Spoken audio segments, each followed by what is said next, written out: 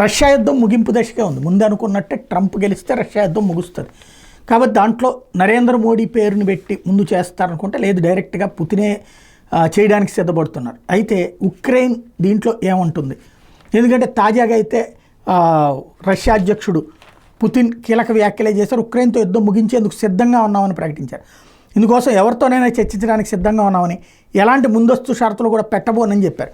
Ukraine అధ్యక్షుడు జెలెన్స్కీతో మాత్రం మాట్లాడబోనని తేల్చి చెప్పారు. ఆ దేశ పార్లమెంట్తోనే చర్చలు జరుపుతా ఉన్నారు. ఉక్రెయిన్ అధ్యక్ష ఎన్నికలు ఏడాదికి వాయిదా పడ్డాయని జెలెన్స్కీని తాము చట్టబద్ధ అధ్యక్షుడిగా చూడటం లేదని తేల్చి చెప్పారు.